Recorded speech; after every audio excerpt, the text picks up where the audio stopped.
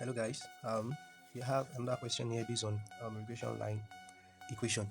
Considering this question, it says a study conducted on the effect of a certain brand of fertilizer X on cassava yield Y, a plot of farm area, yielded the following data.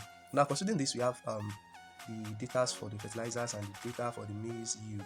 We have for X variable X to be 0 to 10 and variable Y to be 6 to 21.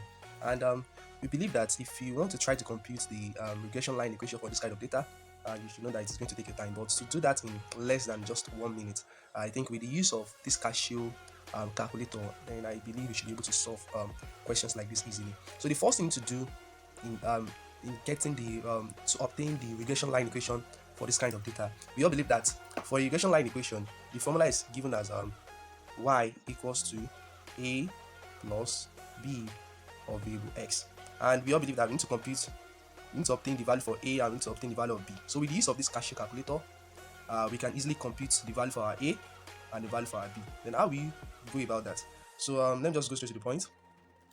To compute all this data or to input all these data into this calculator, it is very easy to do. The first thing you need to do is to press this mode button. Then as you can see, I have statistics on number 3. So you press 3, and then I notice that I can easily see this equation here. The a plus bx is displaying on number 2, a plus bx. So by the time I press number 2, then a colon, 2 colons is being displayed, which is for variable x and for variable y. So I need to put in all the values for variable x and all the values for variable y.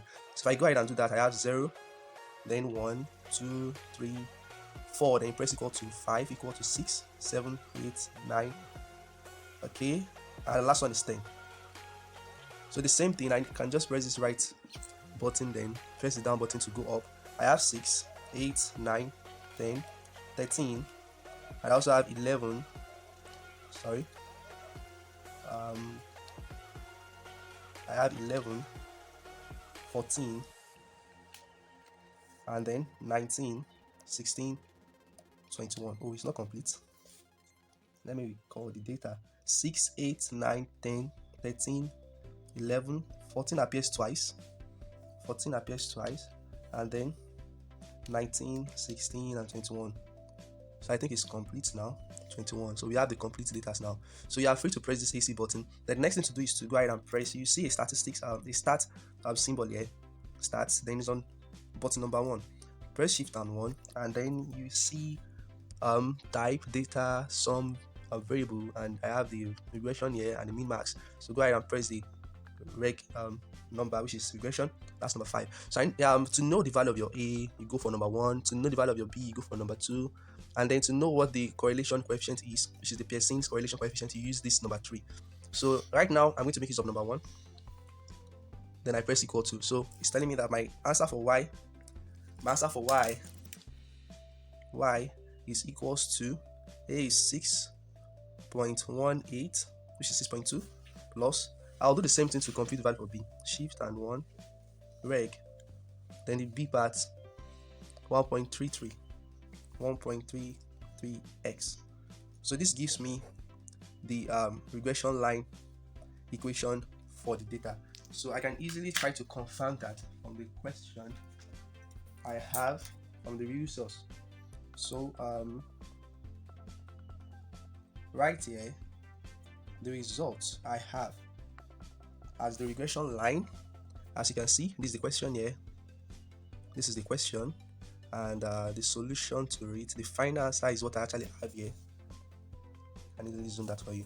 So as you can see, the regression line equation is therefore 6.17 plus 1.33, and that's absolutely correct as what we have here. And the second question says predict the value of y when x is 25. So all you just need to do is y equals to 6.18 plus 1.33. Just input when x is what? 25, and then you compute whatever you have. Now here I have 6.18 plus 1.33 times 25, and the result gives the value for y is 39.43. So this gives the final answer to that. Now from the real source, the same thing is after getting the regression line equation, which is 6.17 plus 1.33 of x. Now to predict the value of y when x is 25, as you can see, you input whatever the x value is. and then we solve it out to be 39.42, which is very similar to what we have here also, 29.43. So when x is 25, this is a mistake. When x is 25, y is 39, approximately to the nearest whole number or to the nearest two significant figure. And we have 39. So it seems very simple. Thank you guys. Thanks for watching.